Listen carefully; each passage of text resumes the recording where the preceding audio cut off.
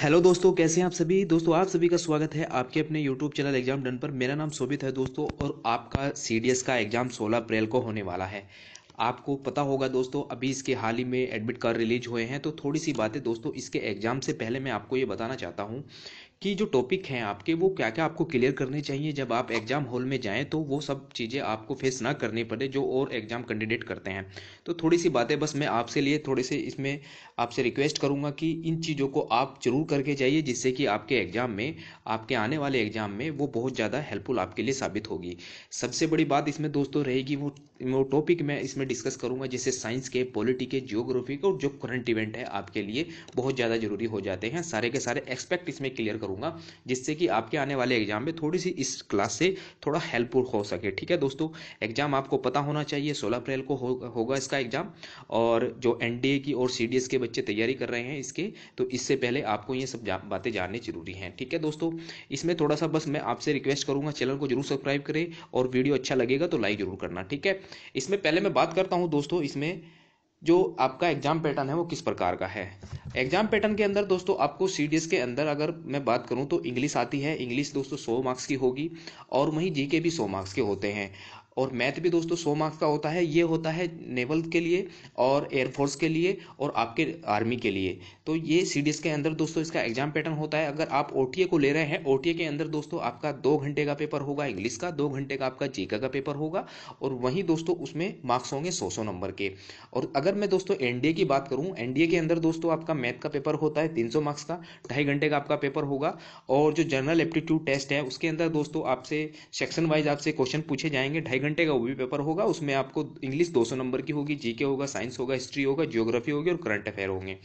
ये दोस्तों इसका थोड़ा सा आपके लिए अगर नहीं पता है आपको, अगर आप की तैयारी पहली पहली बार कर रहे हैं, तो आपको ये भी जानना जरूरी है, क्योंकि 15 दिन से बस कुछ ही दिन रह गए हैं, 16 दिन आपके एग्जाम के पड़े हैं। तो आपको अच्छे से अपनी तैयारी में लग जाना है। सबसे बड़ी बात दोस्तों, मैं इसमें वो सभी चीज़ें डिस्कस करूंगा जो आपके एग्जाम से रिलेटेड, जो यूपीएससी का जो फोकस होता है जिन चीज़ों को लेकर, वो इस लेक्चर में माध्यम से मैं आज इसमें डिस्कस करूंगा। सबसे पहले दोस्तों आपको पता होना चाहिए कि जो सीडीएस और एनडीए के अंदर पूछा जाता है वो साइंस का पोर्शन सबसे ज़्यादा आता है। साइंस के अंदर दोस्तों बायोलॉजी, केमिस्ट्री, फिजिक्स और बॉटनी से सबसे ज़्यादा सवाल पूछे जाते हैं आपसे। बायोलॉजी के अंदर दोस्तों सबसे ज़्यादा जो पूछा जाता है वो पूछा जाता है किंगडम्स के बारे में, मतलब जो आपके जंतु जगत है और प्लांट हैं उनके बारे में आपसे पूछा जाता है कि किस प्रकार से उनको बांटा गया है। केमिस्ट्री फिजिक्स के अंदर दोस्तों उनके जैसे नियम होते हैं, जैसे आपका इनर्शिया का नियम, आपका ग्रेविटेशनल का नियम, वो सभी के सभी चीज़ें आपसे फिजिक्स के अंदर पूछी जाती है, वहीं केमिस्ट्री के अंदर भी आपसे पूछी जाती है। ठीक है, पहले मैं बात करता हूँ दोस्तों इसमें बायोलॉजी की थी, कि बायोलॉजी के अंदर आपसे क्या क्या पूछा जाएगा, कि जो यूपीएससी होती है किस चीज़ पर सबसे ज़्यादा क्वेश्चन बनाती है और किस चीज़ पर सबसे ज़्यादा वो अपना फोकस रखती है बायोलॉजी के अंदर। पहले तो आप बायोलॉजी की डेफिनेशन को समझ लीजिए कि बायोलॉजी होती क्या है। ठीक है, इसमें बात करता हूं दोस्तों मैं इस चार्ट की। आप इस चार्ट को देख रहे हैं, ये किंगडम का चार्ट है, मतलब जंतु जगत का चार्ट है, कि किस प्रकार का जो जंतु जगत है हमारी पूरी पृथ्वी के ऊपर, कि कौन कौन से प्रकार के भागों में उनको बांटा गया है। ये है, आपको आपको इसमें दिखाई दे रहा है क्राइटेरिया दोस्तों, सेल टाइप के आधार पर या फिर सेल बॉल के आधार पर इनको बांटा गया है। आप इसको देख पा रहे हैं, ये मोनेरा है, प्रोटिस्टा है, फंजाई है, प्लांटी है, और दोस्तों इसमें है एनिमिलिया, जिसमें हम आते हैं। ठीक है, इंपॉर्टेंट है दोस्तों आपके लिए। सबसे पहले मैं दोस्तों कोशिका के इसके प्रकार की बात करता हूं, सेल के टाइप के प्रकार की बात करता हूं। सेल दोस्तों 2 प्रकार की होती है, प्रोकैरियोटिक सेल और यूकैरियोटिक सेल। इससे पहले दोस्तों मैंने आपके लिए बायोलॉजी के और इकोनॉमी के और आपके लिए मैंने पॉलिटी के कुछ क्वेश्चन को भी डिस्कस किया है जो प्रीवियस ईयर आपसे पूछे गए हैं। तो इसमें दोस्तों मैं सिर्फ आपसे वो एक्सपेक्ट क्लियर करूंगा जो एग्जाम से आने वाले समय में आपसे पूछे जा सकते हैं।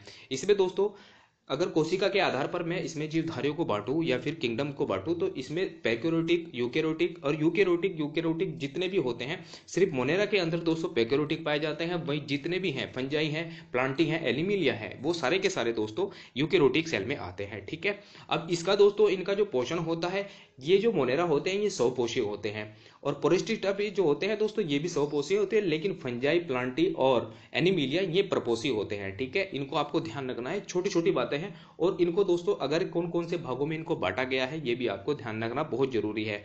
जैसे आपको मैं इसमें बता रहा हूं, जो इसमें जो जीव शामिल होते हैं, जो इनके उदाहरण होते हैं, जैसे मैं इसमें दिखा रहा हूं आपको, जो मोनेरा के अंदर आते हैं जैसे जीवाणु, नीलहरित, शैवाल, माइक्रोप्लाज्मा तथा साइनोबैक्टीरिया। वहीं प्रोटिस्टा के अंदर दोस्तों जो एक कोशिया होते हैं, वो शैवाल होते हैं, डाइटोम होते हैं, प्रोटोजोआ होते हैं। फंजाई के अंदर में दोस्तों इसमें मर्द जो भी जीव होते हैं, ये सभी के सभी दोस्तों इसके अंदर फंजाई के अंदर आते हैं। ठीक है, आपको ध्यान रखना है, इंपॉर्टेंट है आपके लिए, क्योंकि आने वाले एग्जाम में आपसे यही जरूर पूछे जाने वाले हैं। यूपीएससी का फोकस इन्हीं एग्जाम पर, इन्हीं टॉपिक पर रहता है। प्लांटी के अंदर दोस्तों आपसे पूछा जाएगा, जैसे ऑटोमॉर्फिक है, जैसे आपको ये दिखा दे रहे हैं, इसमें क्लोरोफिल है और शैवाल है, जितने भी दोस्तों, जैसे क्लोरोफिल के अंदर आपको क्या देखने को मिलेगा, वो सभी के सभी प्लांटी के अंदर पूछे जाते हैं। एनिमिलिया के अंदर दोस्तों हम आते हैं, जैसे हाइड्रा है, पक्षी है, उभयचर हैं, सरीसृप हैं, और दोस्तों जो स्तनधारी हैं, जो मेमल्स हैं, वो सारे के सारे एनिमल्स के अंदर आते हैं। ठीक है, इनको आपको ध्यान रखना है। अब दोस्तों ये इनके और ऑर्गेनिज्म हैं, जो दोस्तों इनके उपवर्ग हैं, इनकी सब कैटेगरी में भी इनको बांटा गया है। सब कैटेगरी से सबसे ज्यादा पूछती है सवाल, जैसे आहार बैक्टीरिया के आधार पर, यूके बैक्टीरिया के आधार पर, क्राइसोफाइटा और डाइनोफेलिजेट और यूगिलेनाइड, ये दोस्तों, और फंजाई, दोस्तों फंजाई के अंदर कौन से पूछे जाते हैं, जैसे जैसे फाइकोमाइसिटीज है, और प्लांटी के अंदर दोस्तों थैलोफाइट, ब्रोफाइट और टेरिडोफाइट, जिम्नोस्पर्म, एंजियोस्पर्म पूछे जाते हैं। एनिमिलिया में दोस्तों पेरिफेट, सेलेनेंड्रा, एनिलेडा, आर्थ्रोपोडा, मोलास्का, ये सभी के सभी दोस्तों एनिमिलिया में अंदर पूछे जाते हैं। इंपॉर्टेंट है आपके, एक बार फिर से बता देता हूँ, बहुत ज्यादा इंपॉर्टेंट है। एक पूछा जाता है दोस्तों आपसे प्लांट और एनिमल के बारे में, यूपीएससी सबसे ज्यादा सवाल इसी से पूछती है। कैसे, जो प्लांट और एनिमल की जो सेल होती है दोस्तों, वो किस प्रकार से डिफरेंट होती है, एनिमल की सेल कैसी होती है, और प्लांट की सेल में वो कौन सी चीज नहीं पाई जाती जो एनिमल की सेल में पाई जाती है या प्लांट की सेल में पाई जाती है। सबसे पहली बात दोस्तों इसमें मैं करता हूं सेल मेम्ब्रेन की। सेल मेम्ब्रेन दोस्तों दोनों पे पाया जाता है, प्लांट की सेल में भी और एनिमल की सेल में भी, और वही न्यूक्लियस भी और न्यूक्लियस भी। और दोस्तों ये सब चीजें जितनी भी मैं आपको दिखा रहा हूँ, कर्सर से घुमा रहा हूँ, ये सारी की सारी दोस्तों ये प्लांट में भी और एनिमल में दोनों में कॉमन मिलेगी। वही जो इनमें डिफरेंस होता है वो होता है क्लोरोप्लास्ट को लेकर, सेल वॉल को लेकर, और जो सेंट्रोलोस है और लाइसोसोम है, वो दोनों में अलग अलग होते हैं। एनिमल सेल्स के अंदर दोस्तों जो होता है लाइसोसोम अलग होता है, और वहीं सेल वॉल के अंदर दोस्तों प्लांट सेल के अंदर पाया जाता है। इंपॉर्टेंट है, अगर फिर से बता देता हूं दोस्तों, ये इनसे ही सवाल सबसे ज्यादा पूछती हैं। एक सवाल पूछती है दोस्तों आपसे आरएनए के बारे में और डीएनए के बारे में। डीएनए आपसे पूछती है कि डीएनए का कार्य क्या है, इसमें इसके अंदर दोस्तों कौन से वो अक्षार होते हैं, कौन से वो एसिड होते हैं जो उसमें पाए जाते हैं। डीएनए के अंदर दोस्तों एडेनिन और ग्वानिन पाया जाता है, और वहीं आरएनए के अंदर भी एडेनिन या ग्वानिन पाया जाता है। आपको स्टेटमेंट में सवाल दे देगा। और ये बने कहीं के होते हैं, डीएनए बना होता है दोस्तों नाइट्रोजन से, शुगर से और फास्फोरिक अम्ल से। ठीक है, और आरएनए बना होता है दोस्तों रेटोवायरस से, और इसकी जो संरचना होती है आरएनए की, वो सिर्फ एक कुंडलीय होती है, डीएनए की दो कुंडलीय होती है। आपने देखा होगा कहीं ना कहीं कि इसका जो यूज किया जाता है हमेशा से डीएनए का, कि अनुवांशिकता पदार्थ के किसी भी की उम्र निकालने के लिए उसका डीएनए का यूज किया जाता है। ठीक है, इंपॉर्टेंट है दोस्तों आपके लिए बहुत ज्यादा। अब दोस्तों इसमें मैं बोटनी के भी बारे में आपसे बात करता हूं कि बोटनी में क्या क्या आपसे पूछा जाएगा। इसमें दोस्तों जिम्नोस्पर्म और एंजियोस्पर्म के बारे में आपसे पूछा जाता है। ये दोस्तों आपको सीड लीफ दिखाई दे रही है, और ये 2 सीड लीफ दिखाई जा रही है। ठीक है, इनसे भी दोस्तों आगे आने वाले समय में मैं सारी बातें करूंगा आपसे। अब मैं बात करता हूं दोस्तों इसमें केमिस्ट्री के बारे में, क्योंकि केमिस्ट्री में आपसे क्या पूछा जा सकता है। केमिस्ट्री में सबसे ज्यादा दोस्तों आपसे क्वेश्चन बनाते हैं कि आपके जो मेटल्स हैं वो किससे क्रिया करेंगे, या फिर किससे वो इक्वेशंस के माध्यम से वो क्या चीज रिलीज करेंगे, ये आपसे पूछे जाते हैं। इससे ये जो आपको दोस्तों मेडलीफ की जो पीरियोडिक टेबल आपको दिखाई दे रही है, इसमें दोस्तों आपसे ग्रुप वाइज आपसे सवाल पूछे जाते हैं। जैसे ये आपको दिखाई दे रहा है ग्रुप ए। ग्रुप ए के अंदर दोस्तों कौन कौन से मेटल आते हैं, या फिर कौन कौन सी जो धातु है, उपधातु हैं, वो कौन कौन से हेलोजन आते हैं, वे सभी के सभी दोस्तों इस प्रकार से आपसे पूछे जाते हैं। इनका यूज कहां पर होता है, क्या यूज होता है, और किस प्रकार से आगे आने वाले समय में इनका प्रयोग हो जाता है, ये सबसे ज्यादा इंपॉर्टेंट है। जैसे रियर अर्थ मेटल है, ठीक है, रियर अर्थ मेटल के अंदर दोस्तों कौन कौन सी आती हैं, ये आपको दिखाई दे रही है इसमें। ये सभी के सभी दोस्तों रियर अर्थ मेटल हैं, ये सारी की सारी ये आपको दिखाई दे रही होंगी। ठीक है, और ये दोस्तों जो आपको हेलोजन दिखाई दे रहे हैं, यहाँ पर फ्लोरीन है, क्लोरीन है, ब्रोमीन है, आयोडीन है, ये हेलोजन है। ठीक है, और एल्काइन आपको मेटल कौन से हैं दोस्तों, ये एल्काइन मेटल हैं, ये एल्काइन मेटल हैं। और ये दोस्तों जो आपको दिखाई दे रही है एल्काइन अर्थ मेटल कौन सी है इनमें, ये वाली है। ठीक है, जैसे ब्रोमीन है, मैग्नीशियम है, कैल्शियम है, सिरिडियम है, ये सारी की सारी दोस्तों अलग अलग प्रकार से जो मेंडलीफ ने बांटा गया है, इनको इनके गुण के आधार पर इनको बांटा गया है। ठीक है, इसके भी आपसे क्वेश्चन पूछे जा सकते हैं। इंपॉर्टेंट है दोस्तों, अगर आपसे एक बार फिर से बता देता हूँ, बहुत ज़्यादा इंपॉर्टेंट है आपके लिए। अब दोस्तों फिजिक्स की अगर मैं बात करूँ, फिजिक्स के अंदर दोस्तों आपसे क्या पूछा जाएगा, फिजिक्स में जैसे कि पूछते हैं कि ग्रेविटेशनल आपके फोर्स किस प्रकार का लगता है, और सबसे इंपॉर्टेंट दोस्तों आपसे मिरर से, लेंस से बहुत ज़्यादा क्वेश्चन पूछे जाते हैं। और वहीं दोस्तों आपसे जो लाइट है, लाइट पे किस प्रकार की जो बीम होते हैं वो कैसे उनका इफेक्ट डालती है, आपसे वो भी सबसे ज़्यादा पूछे जाते हैं। ठीक है, इंपॉर्टेंट है दोस्तों आपके लिए कि किस प्रकार से जो लाइट होती है वो कैसे जो सेपरेट होती है, स्कैटरिंग क्या होती है, और दोस्तों प्रकीर्णन क्या होता है, और उसका विकर्णन क्या होता है, सभी की सभी बातें दोस्तों आपको अच्छे से तैयार करके जाना है, जिससे कि आपके एग्जाम में कोई भी दिक्कत का सामना आपको करना ना पड़े। अब मैं दोस्तों थोड़ी सी पॉलिटी की बात करता हूँ। पॉलिटी में दोस्तों आपसे क्या पूछा जाएगा, पॉलिटी के अंदर दोस्तों जो सबसे ज्यादा फोकस रहता है यूपीएससी का, वो रहता है जुडिशरी के ऊपर। जुडिशरी के ऊपर मतलब हमारे देश की जो न्यायपालिका है वो किस प्रकार से वर्क कर रही है, और क्या क्या उसके निर्णय है, और कैसे कैसे वो जो कार्यपालिका है, कार्यपालिका को वो किस प्रकार से अपना कार्य करने के लिए मजबूर करती है, या फिर उसको करने के लिए कहती है, या फिर उस पर अपना दबाव बनाती है। इस प्रकार से दोस्तों डिफरेंशिएट आपको करना है। हमारे देश के अंदर दोस्तों एक सुप्रीम कोर्ट है, सुप्रीम कोर्ट जो कि दिल्ली में स्थित है। फिर दोस्तों हाई कोर्ट आते हैं, जो आज के समय 25 हाई कोर्ट हैं।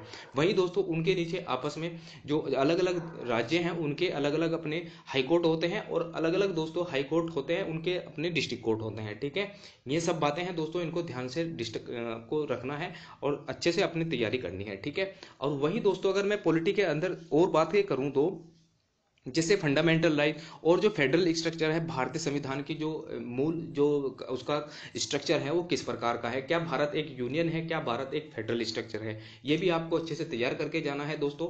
इंपॉर्टेंट है आपके लिए, क्योंकि हमने फेडरल स्ट्रक्चर ही क्यों अपनाया, क्योंकि भारत एक राज्यों का समूह है। जब भारत देश दोस्तों 1947 में आज़ाद होता है तो भारत देश की जो रियासतें हैं वो लगभग 500 साढ़े 500 रियासतों में बिखरा हुआ था। इसको इकट्ठा करने के लिए इस प्रकार से जो हमारे फ्रीडम फाइटर हुए दोस्तों, उन्होंने ये सोचा कि हमारे देश के अंदर हमें यूनियन संघ होना चाहिए। ठीक है, तो ये भी आपको मेंशन करना है कि भारत के संविधान में क्या लिखी हुई है, ये बातें आपको ध्यान रखनी है। फंडामेंटल राइट के बारे में दोस्तों जो आर्टिकल 21 है ना, आर्टिकल 21 आपसे बहुत ज्यादा बार पूछा जाता है। यूपीएससी हमेशा से इस पर फोकस रखती है। जैसे आपके राइट टू प्राइवेसी कैसे है, राइट टू लाइफ क्या है, और राइट टू एजुकेशन क्या है, इससे क्वेश्चन दोस्तों यूपीएससी हमेशा से ही पूछती है। चाहे आईएएस के एग्जाम में, चाहे यूपी पीसीएस के एग्जाम, किसी भी दोस्तों एग्जाम में सबसे ज्यादा क्वेश्चन राइट टू जो आपके लाइफ है, इससे सबसे ज्यादा क्वेश्चन पूछे जाते हैं। अब वही दोस्तों प्रेसिडेंट्स के बारे में भी आपसे क्वेश्चन पूछे जाते हैं। जैसे प्रेसिडेंट्स के अपॉइंटमेंट कैसे होती है, प्रेसिडेंट का इलेक्शन कैसे होता है, पावर उसकी कौन कौन सी होती है, जुडिशियल या फिर विधायी फाइनेंशियल पावर कैसी होती है, और दोस्तों उसकी जो जुडिशरी पावर क्या होती है, उसकी जो पार्डन पावर क्या क्या होती है प्रेसिडेंट्स के अंदर, वो सारी की सारी बातें आपसे पूछी जाती हैं। ठीक है, वहीं दोस्तों अगर और मैं पॉलिटी के अंदर बात करूं, पॉलिटी के अंदर दोस्तों जो डीएसपी है आपके, यानी कि डीपीएसपी है, राज्य के नीति निर्देशक तत्व, उनसे भी आपसे क्वेश्चन पूछे जाते हैं। अगर मैं जियोग्राफी के बारे में बात करूं दोस्तों, जियोग्राफी के बारे में एक कोपेन क्लाइमेट क्लासिफिकेशन है, आपसे बहुत ज्यादा पूछे जाते हैं, क्योंकि इससे आपसे क्वेश्चन पूछे जाते हैं कि ये जो टर्म है ना दोस्तों, एएफ है, एएम है, एएस है, ये सारी की सारी टर्म आपसे पूछी जाती हैं। इससे ही आधार पर आपसे क्वेश्चन यूपीएससी पूछती है कि ये क्या क्या और किस क्षेत्र को डिनोट करते हैं, कौन से एरिया को ये डिनोट करते हैं, ये आपसे क्वेश्चन पूछे जाते हैं। और करंट से रिलेटेड दोस्तों आपसे जरूर क्वेश्चन इसी से आधार पर पूछे जाते हैं। अगर कोई पैलेसेस न्यूज में है कि पैलेसेस किस प्रकार का, कि कोई कहीं पर घटना हो रही है, ऐसी किस प्रकार की घटना वहां पर उत्पन्न हो जाती है, तो वो क्वेश्चन को दोस्तों करंट से रिलेटेड करके उसको पूछ लिया जाता है। करंट से रिलेटेड बना के आपसे क्वेश्चन पूछे जाते हैं, ये भी आपको ध्यान रखनी है। जो करंट में इशू रहते हैं वो सारे के सारे आपको तैयार करके जाने हैं। वहीं दोस्तों कोपेनहेगन के बारे में मैं आपको बता रहा हूँ, ये आपको दिखाई दे रहा होगा ना इसमें, कोपेनहेगन ये किस प्रकार का क्लाइमेट चेंज है, और किस प्रकार का जो क्लाइमेट है, भारत की क्लाइमेट कैसी है, उसको किस प्रकार से डेनोट किया जाता है, वो सभी के सभी दोस्तों कोपेन क्लाइमेट क्लासिफिकेशन के अंदर आपको दिए जाते हैं। वहीं दोस्तों अगर और बात करूं मैं, जैसे रिवर है, हमारी ट्रिब्यूटरी है, किस प्रकार की ट्रिब्यूटरी, रिवर की जो ट्रिब्यूटरी होती हैं हमारे देश के अंदर, या फिर दोस्तों जो हमारे देश के अंदर जैसे नदियां हैं, वो और जैसे इंडस नदी है, और हमारी जो ब्रह्मपुत्र नदी है, गंगा का जो जितना भी ड्रेनेज सिस्टम है वो किस प्रकार का है, वो सारे की सारी बातें आपको ध्यान रखनी है। उनकी ट्रिब्यूटरी को याद करके जाना है अच्छे से। ठीक है, और दोस्तों इसके जो प्रोटेक्टेड एरिया है, इससे बहुत ज़्यादा क्वेश्चन पूछे जाते हैं। जो भारत के अंदर प्रोटेक्टेड एरिया है, जैसे हमारे देश के अंदर कितने टाइगर रिजर्व हैं, कितने हमारे देश के अंदर दोस्तों में है जो अभ्यारण्य है ये आपको देख रहे हैं 998 दोस्तों हमारे देश के अंदर प्रोटेक्टेड एरिया है, जिसमें 567 दोस्तों इसमें वाइल्ड लाइफ सेंचुरी है और 106 दोस्तों इसमें नेशनल पार्क हैं। और इसमें दोस्तों इनको और सब डिवाइड किया गया है, जैसे इनको एक सेपरेट जो एनिमल है उनके माध्यम से उसको भी डिनोट किया जाता है। टाइगर रिजर्व है आज के समय दोस्तों हमारे देश के अंदर लगभग 53 टाइगर रिजर्व है। और एक दोस्तों एक करंट का एक क्वेश्चन आपसे और पूछा जा सकता है कि जो अभी हाल ही में जो डुगोंग रिजर्व बनाया गया है वो किस राज्य में स्थित है। आपसे दोस्तों याद रखना है वो जो डुगोंग रिजर्व बनाया गया है वो तमिलनाडु के अंदर स्थित है। ठीक है, ये भी दोस्तों आपसे क्वेश्चन पूछे जा सकते हैं, इंपॉर्टेंट है। जैसे एलिफेंट रिजर्व कितने हैं, लगभग आज के समय में दोस्तों एलिफेंट जो रिजर्व है वो है हमारे देश के अंदर 33। ठीक है, और डुगोंग रिजर्व आपको मैंने बताया जैसे आपके डॉल्फिन के बारे में, इसको संरक्षण के आधार पर उसको किस प्रकार से प्रोटेक्ट किया जाता है। ठीक है, ये सारी की सारी बातें दोस्तों यूपीएससी के द्वारा बहुत इंपॉर्टेंट है, इनको आपसे याद रखना है। ये सब दोस्तों आप कवर कितना करते हैं, हमारे देश के अंदर जो प्रोटेक्टेड एरिया है लगभग 1,73,629 स्क्वायर किलोमीटर इसका प्रोटेक्टेड एरिया है हमारे देश के अंदर। ठीक है दोस्तों, इंपॉर्टेंट था दोस्तों ये सब चीजें मैंने आपको इसलिए बताई क्योंकि इसमें आगे आने वाले समय में जब 16 अप्रैल को आप अपना एग्जाम देने के लिए जाएंगे तो ये सब चीजें आपकी तैयार होनी चाहिए। अगर आपकी ये चीजें तैयार नहीं है, क्योंकि करंट से रिलेटेड दोस्तों आपसे इशू बना के पूछ लिया जाता है। और वहीं दोस्तों आपके लिए एक और मैं आपके लिए एक सीरीज और लेके आऊंगा जिसमें जो प्लेसेस न्यूज में रहते हैं, करंट से रिलेटेड जितने भी न्यूज में रहते हैं वो आपके लिए मैं एक लेक्चर बनाऊंगा जिसमें कि आपके जितने भी एक्सपेक्ट हैं वो सारे के सारे क्लियर हो जाएं जो आपके मतलब करंट में इशू रहते हैं। ठीक है दोस्तों, जितनी भी बातें दोस्तों मैंने इसमें बताई, आशा करता हूं आपको चीजें अच्छी लगी होंगी। अगर चीजें अच्छी लगी तो आप मुझे इसके कमेंट में बताइए कि किस प्रकार का आपका ओपिनियन है और क्या क्या आपको चीजें इसमें अच्छी लगी। ठीक है दोस्तों, मिलते हैं अपनी नेक्स्ट वीडियो में। Thank you all of you.